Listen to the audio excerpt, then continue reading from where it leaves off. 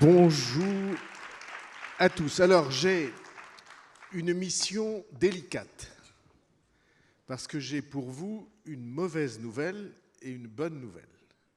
Alors, je vais commencer par la mauvaise nouvelle, c'est que Michel Lebris, que nous avions invité, qui est l'homme qui a introduit dans notre vie littéraire française un grand nombre d'auteurs de l'autre bout du monde, qui a créé le festival Étonnant Voyageur à Saint-Malo, Michel Lebris est hospitalisé. Et il ne peut donc pas être là, et il vous dit son amitié. J'espère qu'on le retrouvera une autre année. Mais cette absence a fait que nous n'avons pas voulu vous laisser tout seul, et qu'on va improviser devant vous un débat dont je serai le modérateur. Je ne sais pas si je suis modéré, mais je serai modérateur. Ce débat va permettre un échange entre deux des personnalités françaises, intellectuelles, que j'admire le plus. Alors, on va s'asseoir, je vais vous les présenter, et on va essayer de faire devant vous un état du monde comme il est aujourd'hui, de ses évolutions, des questions qui se posent à la France, à l'Europe et à la confrontation des grandes entités politiques dans le monde. Alors, je disais deux des personnes que j'admire le plus. Jean-Claude Casanova est mon ami depuis une période que je ne peux même pas, devant vous, identifier par la date, mais c'est plus de 40 années. Jean-Claude Casanova il a été jusqu'à cette année président de la Fondation nationale des sciences politiques. Il a été un très grand professeur d'économie et de sciences politiques. Il est l'héritier désigné de Raymond Aron. Et il anime, comme Olivier Mongin le fait, une des revues les plus éminentes du champ intellectuel français. Vous connaissez le nom des deux revues, Commentaires pour Jean-Claude Casanova, fondé par Raymond Aron et les disciples de Raymond Aron, et Esprit pour Olivier Mongin, dont il est toujours le directeur de la publication. Deux des revues du champ libéral-humaniste pour Commentaires et spiritualiste et chrétien-social pour Olivier Mongin. Tous les deux ont eu des sourires parce que mes définitions sont un tout petit peu réductrices. Et donc, à la fois pour l'économie et pour l'histoire des idées, vous ne trouverez pas mieux que Jean-Claude Casanova dans le monde. Et puis, pour ce qui est de... Alors, c'est compliqué parce que la spécialité d'Olivier Mongin, c'est de ne pas avoir de spécialité. Il a choisi un champ de découverte du monde des idées interdisciplinaire. Philosophie, sociologie, urbanisme et toutes les questions qui tournent autour des grandes ruptures dans nos civilisations. À ce titre, la confrontation... Alors, ils se connaissent très bien, hein, ne vous trompez pas. La confrontation entre ces deux esprits qui ont le monde dans les yeux est une confrontation qui va être, ou qui peut être, en tout cas j'espère qu'on réussira à la susciter, absolument passionnante. Voilà pourquoi c'était une bonne nouvelle. C'est une mauvaise nouvelle que Michel Lebris ne soit pas là, mais c'est une bonne nouvelle pour vous et pour ceux qui nous écoutent dans les autres salles et pour ceux qui vont nous entendre sur Internet, puisque tout cela est podcasté pendant toute une année. C'est une bonne nouvelle qu'il soit là. Alors voilà, je suis heureux que nous nous retrouvions pour ces 45 minutes. Il en reste pour l'instant 41 minutes et 45 secondes. Voilà.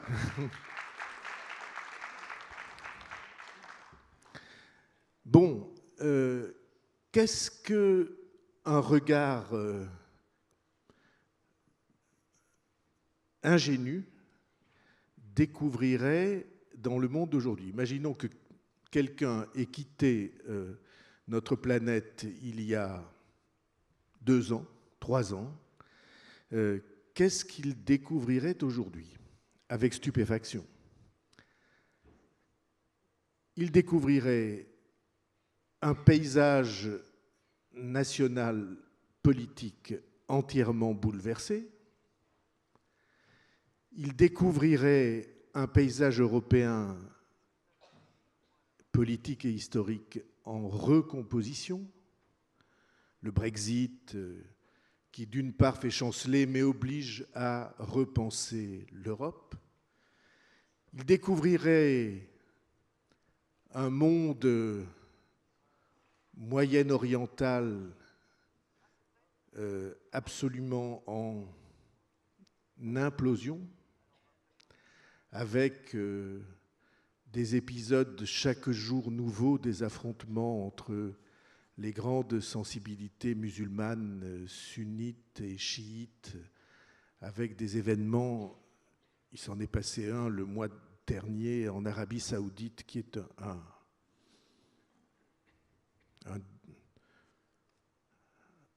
un séisme ou un début de séisme, ou quelque chose en tout cas qui est une alerte. Le Liban, dont Olivier Mangin est un des spécialistes, avec les événements que vous savez, le Premier ministre qui a été obligé de démissionner sous pression de l'Arabie Saoudite, et pourquoi et où est-ce qu'on en est, il est aujourd'hui en France. Il découvrirait des États-Unis qui ont fait un choix politique qu'aucun d'entre nous n'aurait imaginé. Aucun. Moi, j'étais persuadé que Trump gagnerait les primaires républicaines. Mais j'avoue que je n'avais jamais imaginé qu'il gagnerait l'élection. D'ailleurs, il a eu moins de voix que Hillary Clinton. Mais il a gagné l'élection. Il découvrirait une Russie qui est dans une situation d'affirmation nationaliste avec divers signes. Et il découvrirait une Chine qui, avec des crispations que nous n'identifions pas souvent, mais est cependant dans une démarche de semi-impérialisme, je ne sais pas comment on peut dire, en tout cas par exemple les investissements en Afrique, l'achat de terres, les investissements en Europe, en tout cas des choses extrêmement profondes qui sont en train de se passer. Alors, je propose que nous commencions par ce qui s'est passé en France. Je n'interviens pas, moi je suis ici comme modérateur, je ne connais rien à la politique et donc et je n'y prends pas part, mais comme modérateur en tout cas. Et donc ce qui s'est passé en France et qui est au fond une fin de cycle qui a créé les conditions, si elles sont saisies, d'une vie politique nouvelle, et en tout cas 2 choses à mes yeux majeures: une affirmation de l'idée nationale française qui est passée en quelques semaines d'une fermeture et d'un repli sur soi à une ouverture optimiste. Je ne sais pas si ça va durer, mais... Et deuxièmement, l'effondrement des 2 piliers des 70 dernières années de la vie politique, le Parti socialiste et LR, qui était UMP, qui était RPR avant.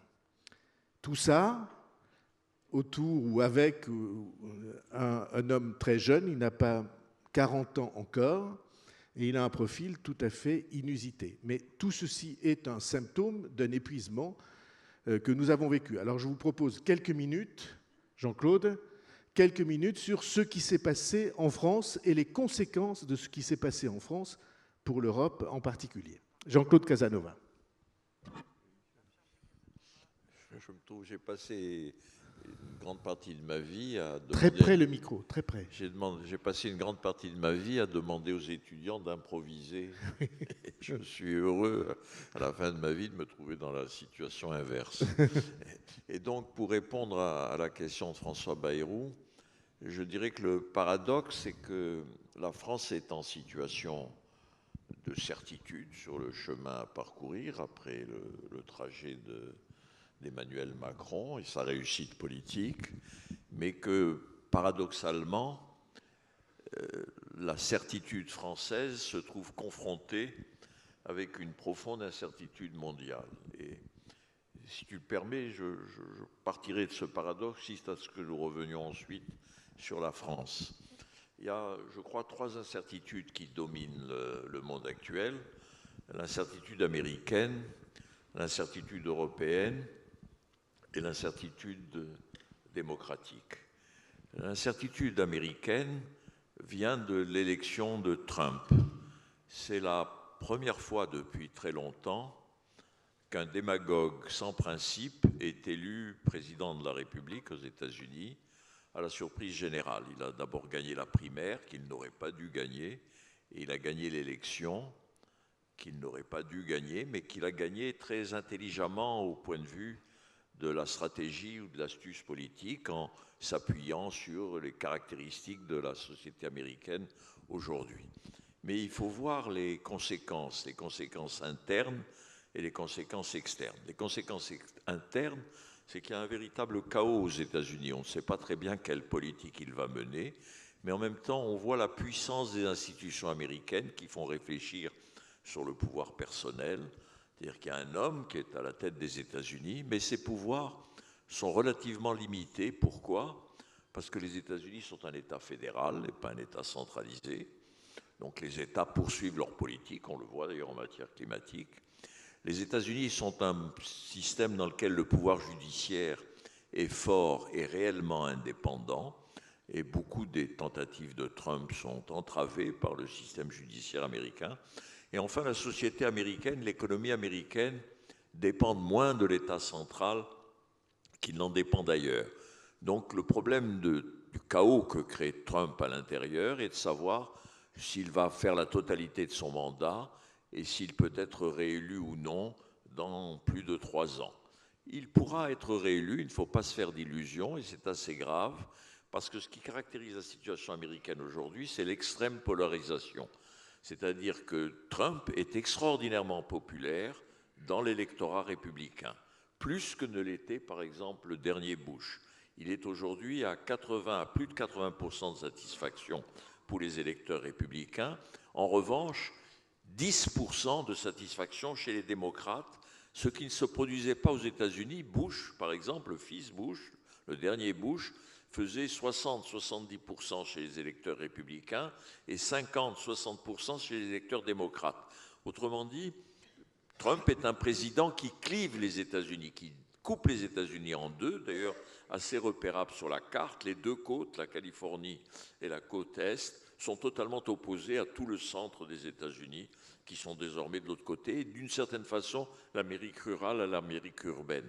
Donc, la plus grande puissance du monde est en situation de fragilité interne et d'incertitude. Et il en résulte évidemment une incertitude mondiale, puisque les États-Unis tiennent le monde. Incertitude au Moyen-Orient, ils tiennent le Moyen-Orient en finançant l'Égypte, en garantissant militairement Israël et par une alliance privilégiée avec l'Arabie saoudite. Et personne ne sait exactement quelle est la politique étrangère de Trump.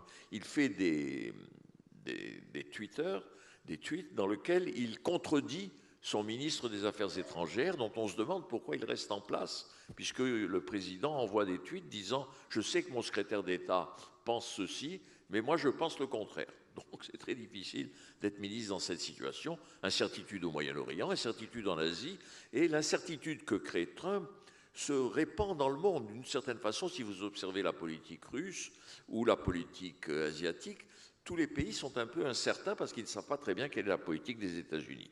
Venons-en à l'Europe. Quelles sont les incertitudes en Europe ? Nous ne savons pas aujourd'hui si Mme Merkel aura une majorité. Demain. Donc le projet... On ne sait pas si demain elle aura une majorité. Oui, absolument. Donc nous ne savons pas si le projet d'Emmanuel Macron, en ce qui concerne l'Europe, aura un répondant. Par-dessus le marché, l'Europe est profondément divisée sur un certain nombre de problèmes et des pays comme la Pologne, la Hongrie, l'Autriche, la Slovaquie sont manifestement réticents à une vision de l'Europe dans laquelle la démocratie et le marché prédominent et dans lequel l'identité s'estompe. Et donc il y a un problème européen, si vous voulez. Nous voulons progresser en Europe, mais le fédéralisme européen n'aura peut-être pas de constructeur pour le bâtir. Et je dirais qu'à l'arrière-plan de ces incertitudes, de l'incertitude américaine et de l'incertitude européenne, il y a l'incertitude démocratique. C'est-à-dire que la démocratie est confrontée, la démocratie, dit-on, a triomphé, puisqu'il n'y a plus de régime qui se prétendent non démocratiques. La Chine estompe un régime un peu particulier, si vous voulez, à part, mais la Russie se prétend démocratique, bien qu'elle soit autocratique. Mais elle se prétend démocratique et d'une certaine façon, la démocratie n'est plus idéologiquement contestée dans le monde. Il n'y a plus l'idée de la démocratie réelle des communistes ou l'idée du fascisme ou du national-socialisme. Mais en même temps, la démocratie est extrêmement faible et vous l'observez dans deux phénomènes, c'est que les États les plus anciens sont soumis à des formes de fractionnement très graves. L'Écosse veut se séparer de l'Angleterre, la Catalogne de l'Espagne, peut-être la Corse de la France, etc. Et donc le sentiment que les entités historiques qui existent sont menacées de fractionnement et phénomène sur lequel on n'a pas assez réfléchi, c'est que le degré de confiance dans les institutions, quelle que soit la nature des institutions, institutions élues, institutions judiciaires, institutions de presse, le degré de confiance dans toutes les démocraties du monde n'a jamais été aussi bas qu'il est. Il est extrêmement difficile que des régimes soient forts alors que la très grande majorité de la population n'a pas confiance dans ceux qui les dirigent. Mes collègues professeurs de sciences politiques n'ont pas assez réfléchi à cette question. Nous l'observons depuis un quart de siècle. Dans tous les pays, aussi bien la Scandinavie que l'Italie, l'Amérique que le Japon, le degré de confiance dans les dirigeants n'a cessé de décroître et il n'a jamais été historiquement aussi bas. Or, nous ne savons pas ce que c'est qu'un régime politique qui ne réunit pas autour de lui l'adhésion de ses peuples. Et donc là, il y a un grave problème, si vous voulez. Il faut souhaiter beaucoup de chance à Emmanuel Macron dans une situation aussi incertaine pour avoir les certitudes qu'il a. Merci Jean-Claude. Olivier Mongin.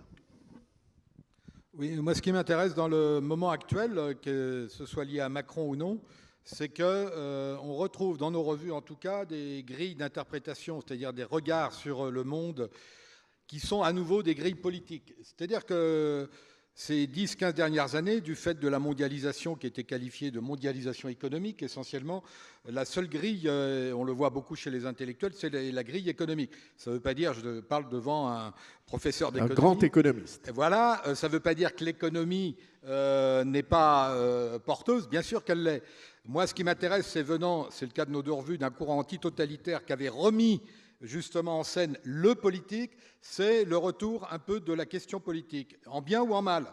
En bien, c'est effectivement la question démocratique, qui est effectivement un peu secouée, au sens où l'a évoqué Jean-Claude, mais aussi c'est la question du politique au niveau de l'État. Et aujourd'hui, on a affaire à un président de la République qui, on l'a présenté comme un homme de la société civile, issu de la deuxième gauche, rocardien. C'est aussi un étatiste, justement, c'est très intéressant. C'est quelqu'un qui vient de chez Chevènement d'un côté et de chez Rocard de l'autre. Donc il y a de l'État et de la société civile. Moi, ce qui m'intéresse, c'est que le politique est à nouveau au centre un peu des interrogations. C'est pour ça que si on regarde un peu la carte du monde, on voit que beaucoup des questions sont politiques. Le programme de la montée en puissance de quelqu'un comme Erdogan, vous ne l'expliquez pas uniquement par l'économie turque. À nouveau, on voit des volontés de pouvoir, des volontés de puissance se manifester qui nous ramènent à des réflexions de type Machiavel de la grande époque. Donc il faut revenir à cette question de la puissance, du pouvoir, qui sont essentielles. Et je vais évoquer à ce propos-là la Chine, mais avant, je ne vais pas être trop long. Moi, je dirige aussi une petite revue qui s'appelle Tous Urbains, où on travaille sur l'urbanisation, parce que justement, je fais partie des gens qui pensent qu'aujourd'hui, le phénomène le plus important, parallèlement à tout ce qui se passe sur le plan économique, c'est l'urbanisation, qui est d'une rapidité absolue. Hier, j'étais à Nantes, et un urbaniste disait « Nous sommes dans une ville luxueuse », au sens c'est un luxe de vivre à Nantes. Je pense que c'est un luxe de vivre à Pau aujourd'hui. Quand on se promène un peu dans le monde, il faut regarder regardez un peu ce qui se passe, c'est-à-dire qu'aujourd'hui, vous avez 70-75%, on peut discuter s'il y a des géographes dans la salle, des territoires qui sont informels. C'est-à-dire qui ne relèvent ni d'une politique publique, d'un urbanisme, par exemple, organisé, ni du marché. 75% d'informels, il faut se rendre compte de chaotique. De chaotique, il y a peut-être un peu d'informel à Pau, j'en sais rien. En tout cas, il y en a à Paris, on ne veut pas le voir la plupart du temps, etc. Donc je voudrais souligner quand même, avant de revenir aux politiques, le premier phénomène moi, qui m'intéresse et me fascine et qui touche quand même une question qui est très européenne, qui est celle des migrations, des réfugiés, ce sont les grands flux démographiques. On a là aujourd'hui des flux démographiques qui sont devant nous, et moi je suis très sceptique sur l'idée même vendue par Macron qu'on va aider au développement de l'Afrique pour que les gens qui montent redescendent. Ça on le dit depuis 15 ans, on le dit depuis toujours même, j'aimerais le croire, quand on voit ce que c'est que l'aide au développement d'un pays comme la France, il y a de quoi un peu de s'inquiéter. Donc les flux démographiques c'est essentiel, c'est les réfugiés politiques, c'est les réfugiés climatiques et c'est toujours les migrants économiques. J'étais au Maroc la semaine dernière, quand vous êtes à Tanger, ben vous voyez les gens attendent, ils sont de l'Afrique subsaharienne et ils sont aussi du Maroc. Hein, ils attendent Donc là, on a une attente énorme. Et pour donner qu'un seul exemple, et vous voyez bien que tout ça, ça a des effets en Europe et c'est devant nous. Hein. C'est le débat à quel est confrontée Mme Merkel aujourd'hui, hein, vis-à-vis de ses alliés. Le débat sur l'immigration est central.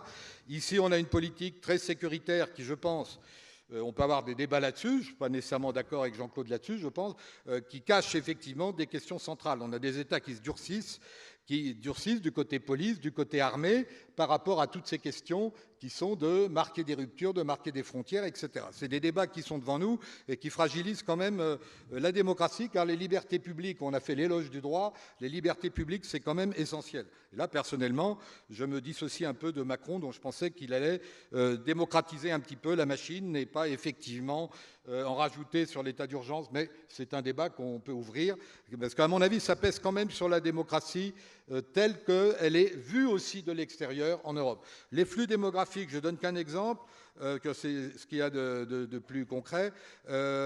J'étais au Pakistan dans plusieurs villes l'an dernier, je ne donne qu'un exemple. La ville de Lahore, où il n'y a aucun plan d'urbanisme à l'avenir, c'est une ville qui aujourd'hui fait 7 millions d'habitants, elle va doubler en moins de 8 ans, de l'avis des politiques comme des gens à peu près compétents, des ONG, etc. Et il n'y a aucune... Bon, vous voyez bien que là, potentiellement, avec les événements d'Afghanistan, l'Inde n'est pas en bien meilleur état. On a quand même des mouvements démographiques qui sont devant nous et qui devraient faire en Europe, qui a ses valeurs, qui a son urbanité, qui a ses interrogations, l'objet de plus de réflexion. C'était le premier point que j'évoquais, et rapidement, je ne veux pas être trop long, je voudrais évoquer le deuxième point, moi, qui m'intéresse le plus quand on se promène un peu, c'est justement la mondialisation économique. Les gens qui viennent du courant antitotalitaire, on avait fait la critique des régimes durs, des régimes autocratiques, des régimes totalitaires, et au fond, on a dit l'ouverture du marché. Je ne suis pas économiste, mais je connais un peu les théories là-dessus. L'ouverture du marché va favoriser la démocratisation. C'est le discours qu'on avait après 89. On a eu cette vision un peu pacifiée du monde. Et on pensait même, il y avait des débats entre sinologues, que la Chine allait s'ouvrir à la démocratie grâce effectivement au doux commerce qu'aiment les économistes. Moi, ce qui m'intéresse aujourd'hui, c'est quand même de voir à peu près partout que les États se délestent sur l'économique. Ils la privatisent, c'est même le cas chez nous en grande partie. Et de l'autre côté, ils ont tendance, bien entendu, il faut comparer à chaque fois, à se durcir sur le plan étatique, c'est-à-dire à devenir de plus en plus sécuritaires. On a des États très sécuritaires qui, effectivement, d'ailleurs, contrôlent la plupart du temps l'économie. Et c'est là où la Chine est une question tout à fait centrale. Hein. Maintenant, tout le monde découvre la Chine, mais la Chine, elle arrive à organiser un État fort, un pouvoir qui était lié, bien sûr, toujours au parti, avec un contrôle de l'économie qui est tout à fait décisive. Ça n'empêche pas que les Chinois, maintenant, puissent sortir et faire du tourisme. On le voit en région parisienne, etc. Mais moi, ce qui m'intéresse, c'est qu'on a... Dans notre vision du monde, on a l'idée, il y a ce qui est ouvert et ce qui est fermé, il y a ce qui est démocratique et ce qui n'est pas démocratique. On voit très bien qu'à peu près partout, il y a une combinaison, je dirais, de l'ouvert et du fermé. Et au fond, ça nous ramène à l'Europe, et je m'arrêterai là. La montée des populistes de tout genre, c'est exactement ça. Plus ça globalise, plus on croit qu'on est dans l'ouverture, et plus quelque part ça se replie, ça se durcit, avec des cas de figure, Jean-Claude en a déjà évoqué, qui sont à différencier. Il n'y a que des scénarios, la Catalogne, ça n'a rien à voir avec la Flandre, ça n'a rien à voir avec le Brexit, etc.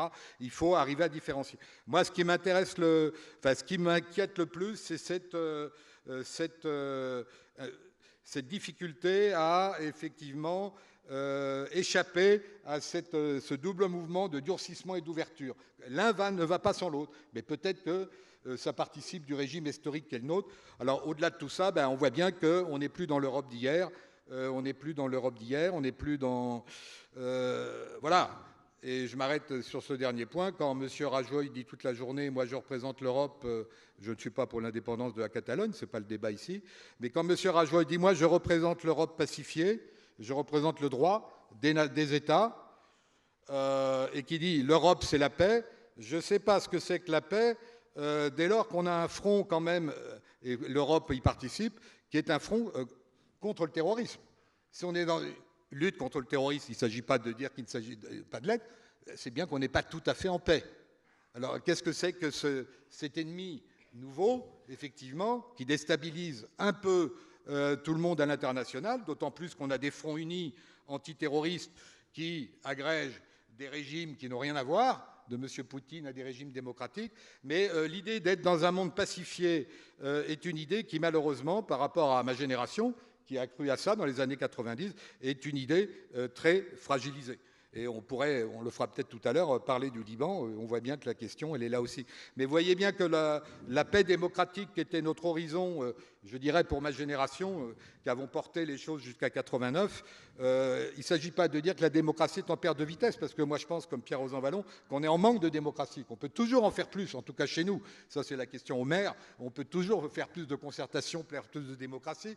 Mais la démocratie à l'échelle internationale, hors Europe, pose des questions aujourd'hui qui ne sont plus les mêmes qu'il y a une vingtaine d'années. Et il faut qu'on sorte un peu, je parle pour moi bien sûr uniquement, d'une certaine léthargie. Et puis le Brice n'est pas là, mais dans nos revues, Jean-Claude Casanova est un homme de Sciences Po et d'économie, c'est un grand littéraire. Dans nos revues, et il n'y en a plus assez, on utilise beaucoup les grandes plumes littéraires pour essayer de comprendre le monde d'aujourd'hui. La jeune génération, elle est très portée par un écrivain, est mort aujourd'hui, qui est passé par le Chili, par Madrid, par Mexico, qui s'appelle Roberto Bolaño, qu'on appelle la génération du désenchantement démocratique. J'aimerais qu'on puisse dire aujourd'hui réenchantement démocratique, mais vous voyez bien qu'on est confronté à ça. Mais j'insiste sur le fait que la littérature et tout ce qui est artistique est fondamental pour comprendre un peu ce qui se passe. Merci beaucoup. Tu veux dire un mot, Jean-Claude, ou je passe au chapitre suivant? C'est comme tu veux. Je peux dire un mot en complément, pas du tout en contradiction, parce que j'ai les mêmes sentiments qu'Olivier, mais sur deux points qui sont le point du libre-échange et le point de la démographie, qui sont d'ailleurs, je crois, liés. Quand le libre-échange est apparu dans la conscience européenne, disons au XIXe siècle, très clair, même avant le XIXe siècle, c'est au XVIIIe qu'on a perçu les avantages du libre-échange, on a tout de suite compris que le libre-échange modifiait fondamentalement quelque chose, c'était la relation étroite entre le politique et l'économie. On avait vécu dans l'idée qu'une cité, une nation, c'était un ensemble économique et un ensemble politique.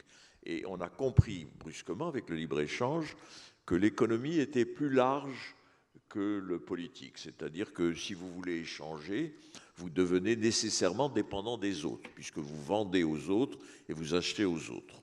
Et le grand mouvement de libre-échange qui couvre la fin du XVIIIe jusqu'à 1914 est un mouvement qui a provoqué des réactions protectionnistes évidentes comme nous en connaissons aujourd'hui. C'est-à-dire qu'il y avait 400 000 ouvriers en France pour faire du verre à soie, si vous voulez. Ils ont disparu, ou bien les fabricants de chandelles, etc.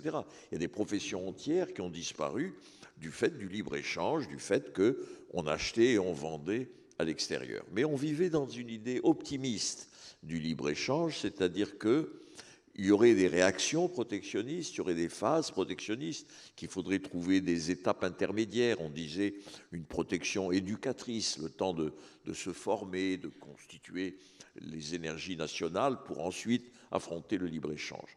Mais on pensait qu'on y gagnerait en revenus par tête, ce qui est vrai.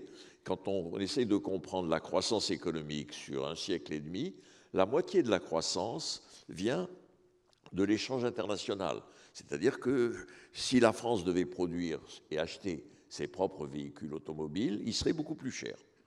Et donc, comme ils sont moins chers, c'est une augmentation du revenu des Français. Quand vous achetez moins cher, vous augmentez votre revenu. Et d'une certaine façon, la moitié de la croissance, c'est l'échange. Bien. Et en même temps, on a eu l'idée que le libre-échange était pacifique. C'est-à-dire que si les pays échangent entre eux, ils ne se font pas la guerre. Bon.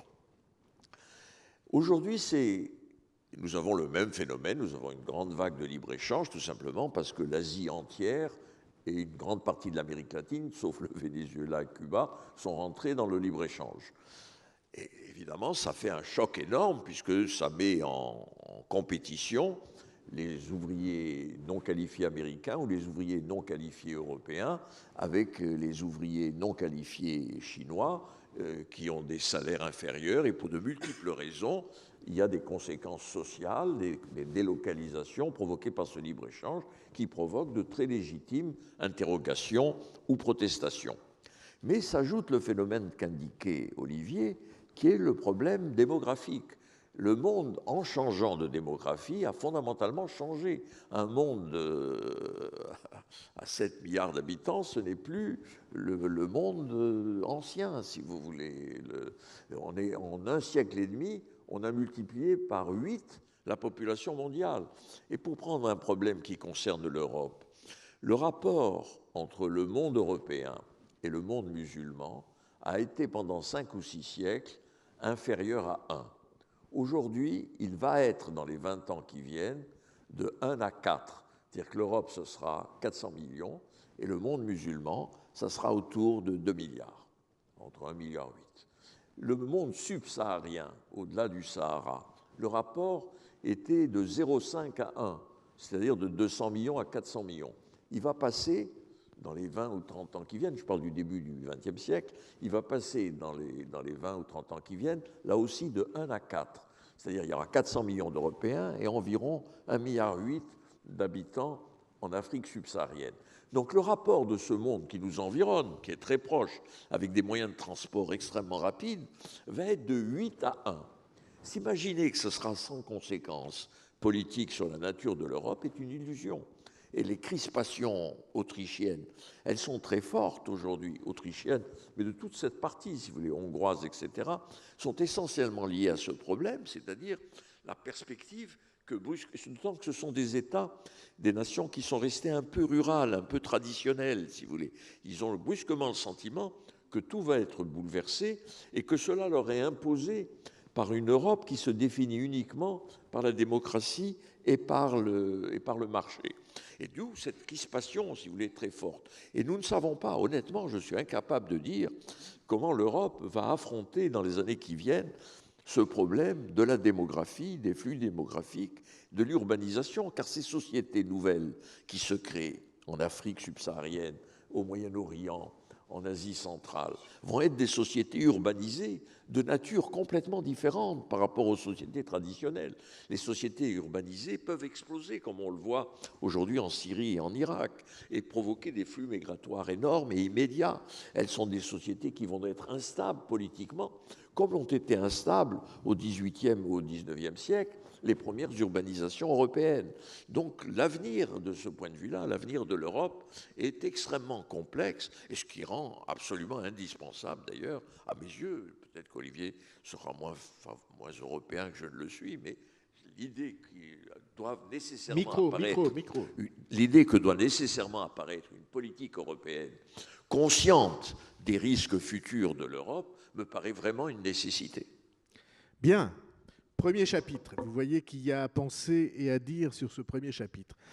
Moi, je voudrais qu'on entre dans un deuxième chapitre qui est très en rapport avec le thème de ces journées des idées mènent le monde. C'est le rapport à la religion et au pluralisme. Et naturellement, ça concerne l'islam. Nous avons vécu avec l'idée naïve, mais qui était une certitude, que grosso modo, la marche de l'histoire, c'était d'aller d'un temps religieux à un temps sécularisé. Sécularisé, c'est pour pas dire laïque à l'échelle du monde. L'idée qu'il y avait eu un temps dans lequel la religion était le pivot de la société, que tout le monde était obligé de s'y confier, et tout le monde vivait avec les mêmes critères, et puis que, peu à peu, et notre compatriote Henri IV y est pour quelque chose avec l'édit de Nantes, évidemment, peu à peu, on passait à un temps où le pluralisme devenait la règle. On avait le droit de croire, de ne pas croire, de croire à des religions différentes. On ne cessait pas pour autant d'en être concitoyen, avec les mêmes lois, le même genre de vie. Il se trouve que, et c'était vrai au Moyen-Orient jusqu'il y a 15 ans, les partis bassistes, comme on disait, étaient des partis laïques, ou en tout cas se présentaient comme tels. Nasser, à la tribune, moquait les femmes voilées et déclenchait des tsunamis de rire dans des auditoires de plusieurs dizaines de milliers de personnes. Cette vidéo est disponible sur YouTube autant que vous voulez. Et puis voilà que tout d'un coup, ça avait pris naissance il y a un siècle, mais souterrainement, les fondamentalismes sont de retour et on assiste dans une grande partie du monde, en tout cas une grande partie du monde musulman, à l'affirmation selon laquelle la religion et ses prescriptions redevient la loi unique. Hier, vendredi, avant-hier, en Mauritanie, on a décrété, on a signé une loi qui prescrit la peine de mort automatique en cas de blasphème ou d'apostasie, c'est-à-dire de changement de religion. Peine de mort automatique, et le texte de la loi, en Mauritanie, c'est pas très loin, hein. Le texte de la loi indique qu'aucun repentir ne pourra faire échapper le contrevenant à la peine de mort. Même s'il se repent, il devrait être puni de mort. Tout ça parce que un jeune Mauritanien qui avait tenu des propos sur Twitter contre l'islam avait été condamné à mort, puis gracié, et sa peine avait été transformée en 2 ans de prison. Des manifestations monstres ont lieu à l'heure qu'il est, aujourd'hui. Et c'est pour ça que la loi a été prise, pour obliger à ce qu'on en revienne pour ce jeune garçon, moins de 30 ans, à la peine de mort. C'est 2017, novembre 2017, à quelques heures d'avion de chez nous. Or, ce phénomène-là, cette vague de reconcentration de la loi sur la prescription religieuse, comme vous le voyez, le sentez et le constatez, hélas, c'est un phénomène majeur, auquel, pour complexifier un peu la chose, phénomène majeur qui est contemporain d'une recrudescence, peut-être les spécialistes diront que je me trompe, d'une recrudescence de l'affrontement des sensibilités musulmanes entre elles. Sunnites, chiites, et à l'intérieur des sunnites, des complexités encore très très grandes, puisque l'Arabie saoudite, ce n'est pas la Turquie, enfin toutes ces choses-là. ces phénomènes qui se concentrent autour de l'islam sont aujourd'hui une question. On pensait qu'on passait de la passion religieuse à la raison, et que c'était ça le sens de l'histoire. Et voilà que le renversement que nous vivons, c'est que les sociétés pluralistes qui sont les nôtres, et permettez-moi de sortir une seconde de mon rôle de régulateur pour dire qu'il faut les défendre, et que c'est la défense de la démocratie dont nous parlions, mais que ces sociétés-là se retrouvent confrontées à des vagues qui sont des vagues énormes. Si on pouvait traiter ça en quelques minutes, parce qu'il nous reste 10 minutes à peine. Je sais que c'est passionnant et qu'ils sont formidables, mais cette question doit, me semble-t-il, être traitée. Tu veux commencer, Jean-Claude? Non, Olivier? C'est un immense problème qu'on peut simplement poser, parce que, je rappelle, nous célébrons le 500e anniversaire de la Réforme. Donc, en gros, la Réforme est un élément décisif dans l'histoire occidentale, parce que c'est le début de la sécularisation. Et d'une certaine façon, l'Église catholique sécularise à sa façon, avec les mécanismes de laïcité, etc., qui se sont produits. Nous connaissons la position de la religion chrétienne dans les différents États occidentaux, avec des diversités et des traditions un peu différentes, des zones plus ou moins conflictuelles, mais nous connaissons à peu près la situation. Le problème de l'islam est beaucoup plus compliqué. Il est beaucoup plus compliqué parce que ce n'est pas spécifiquement un problème religieux. Je rappelle qu'en 1918, la quasi-totalité des pays musulmans sont dominés par l'Occident, sont en situation coloniale. En 18, il y a une célèbre photo de Churchill en Égypte, en 18 ou 19, où il est entouré d'officiers anglais et qui dirigent la quasi-totalité du Moyen-Orient, sauf le Liban, la Syrie, dirigée par la France. Et donc il y a un ressentiment musulman à l'égard de l'Occident. Par-dessus le marché, il y a un échec musulman en termes de modernité. C'est-à-dire que les pays musulmans sont en retard dans la modernisation technique, scientifique, etc., ce qui est un deuxième élément de ressentiment. Il y a un troisième élément qui est la disparité démographique que j'ai entendu, c'est-à-dire que les pays musulmans ont un taux de croissance démographique très élevé au moment où l'Occident a totalement freiné sa démographie. Donc il y a une confrontation qui se complique par le fait que désormais, il y a une population musulmane en Europe qui se situe un peu sans doute au-dessous de 10%, mais qui très vite, par les naissances, va atteindre autour de 15%, c'est-à-dire un grand phénomène historique. Il y aura désormais, dans la totalité de l'Europe, environ 15% de musulmans, alors qu'il n'y avait de minorité musulmane que dans les Balkans, un tout petit peu en Pologne, un tout petit peu en Bulgarie. Donc, il y aura une position d'une minorité musulmane qui va se trouver dans une situation difficile, car l'islam, jusqu'à présent, ne pense pas la situation d'un musulman hors du Dar el-Islam, c'est-à-dire hors de l'islam. Donc, situation difficile pour les musulmans qui sont en Europe. Et situation difficile dans nos rapports avec le monde musulman. Alors, les optimistes disent, il va se produire pour le monde musulman ce qui s'est produit pour le monde chrétien, c'est-à-dire un long processus de sécularisation et d'adaptation. L'essentiel de la société en Occident est politique, et la religion est la partie privée, même si elle est symboliquement très importante, comme en Angleterre, où la reine est la chef de l'église anglicane. Mais en gros, les musulmans d'Occident se séculariseront, et les musulmans du monde musulman se séculariseront à leur façon. C'est sans doute ce que les optimistes souhaitent, si vous voulez. Comme ils le souhaitent, ils le prévoient. Les pessimistes en face font apparaître une particularité de l'histoire islamique, c'est son caractère cyclique. C'est-à-dire que les Alaouites, par exemple, c'est-à-dire la religion, la partie de l'islam dominante en Arabie Saoudite, c'est quelque chose qui est apparu à la fin du XVIIIe siècle.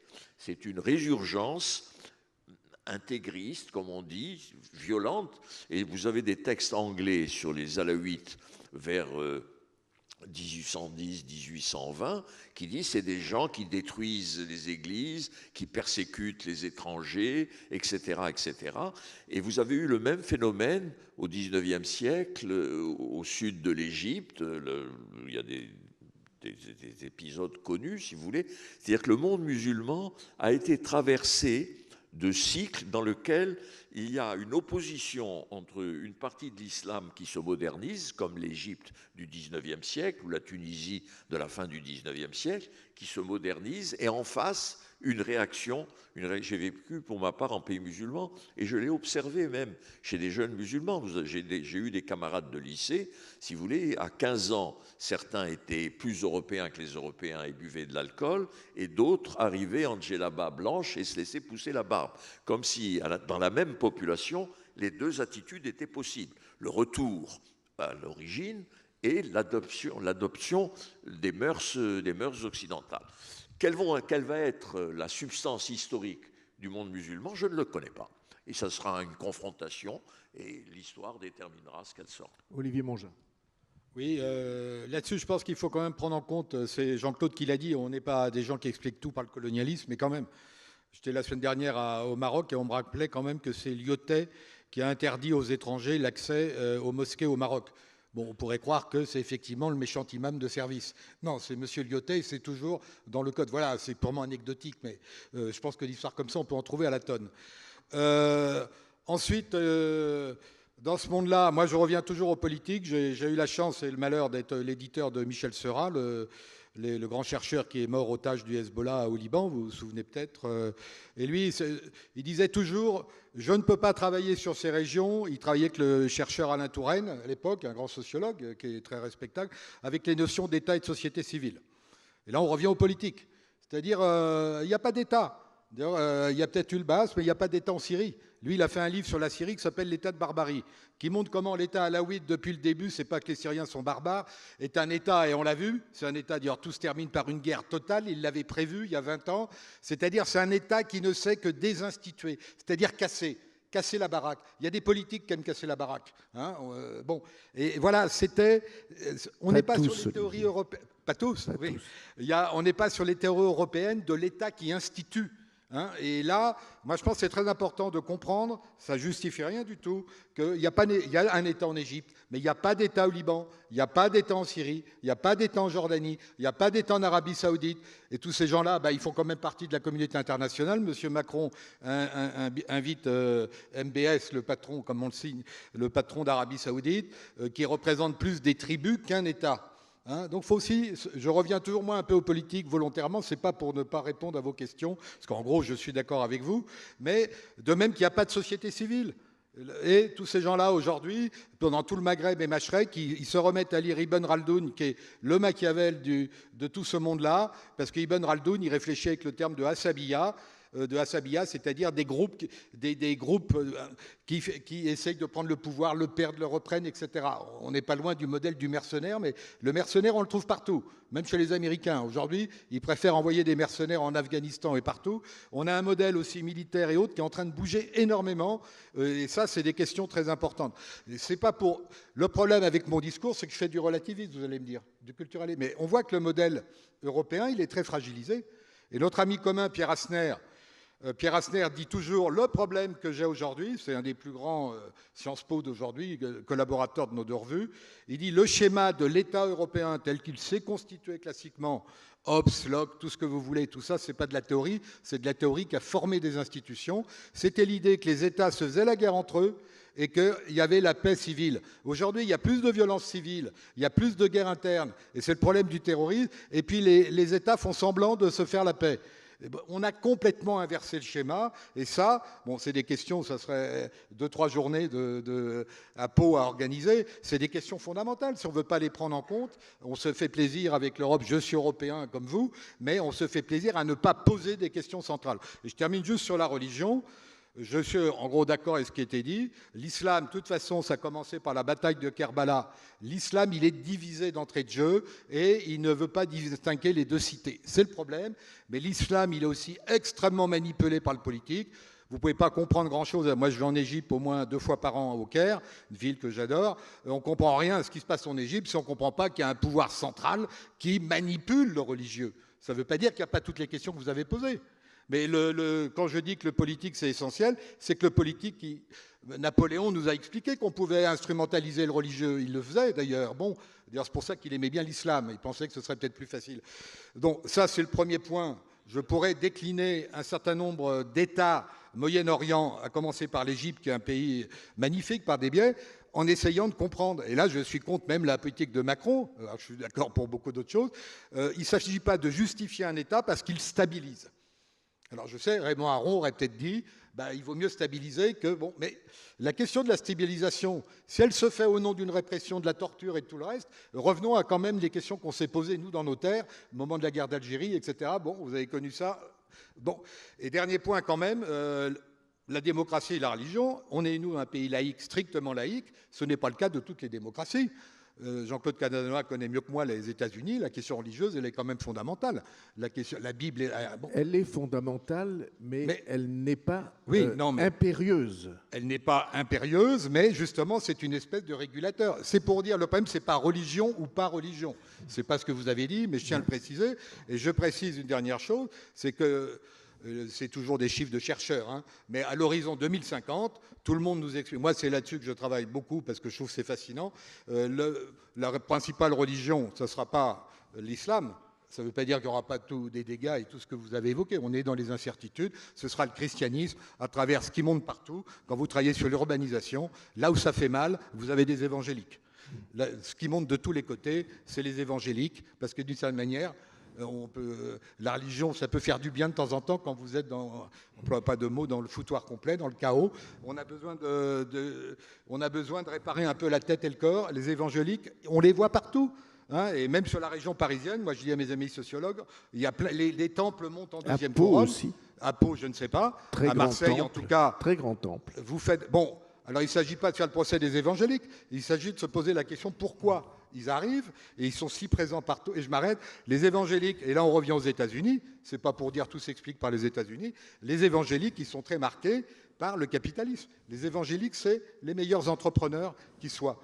Moi, je viens d'être dans un jury d'une thèse d'architecture sur la manière dont les évangéliques, première, 12e couronne de Paris, ils ont des plans d'architecture. On n'a pas de plan d'architecture pour les mosquées, hein, bien sûr. C'est tous les débats permanents dans les mairies. Eux, ils savent faire c'est extraordinaire, des bâtiments polyvalents qu'ils vont louer et ils font de l'argent avec.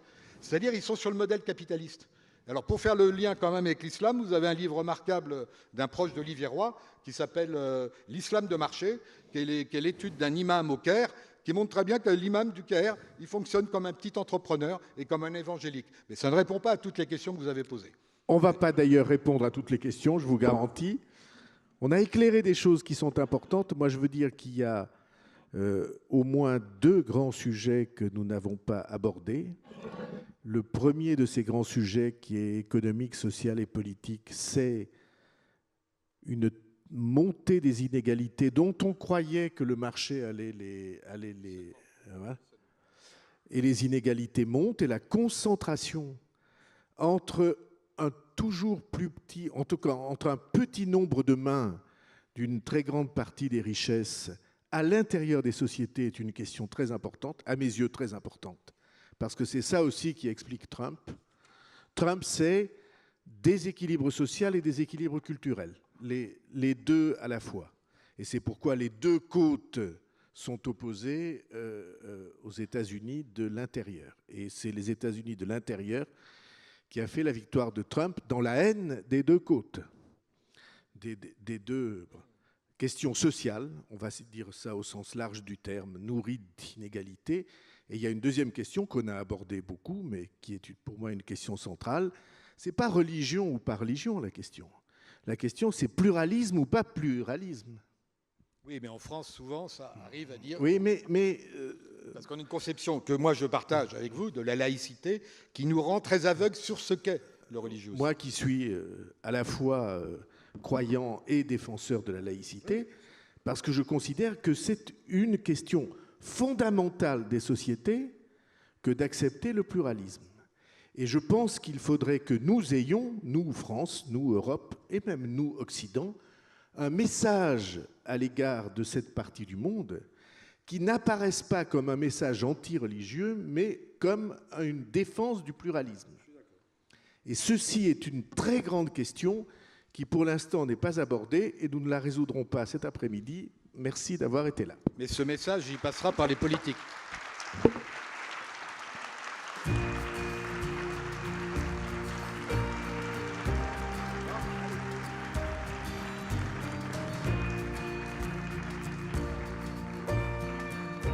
Les personnes qui ont leur billet pour Raphaël Glucksmann peuvent rester dans la salle.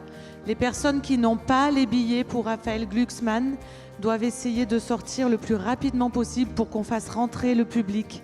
Merci beaucoup.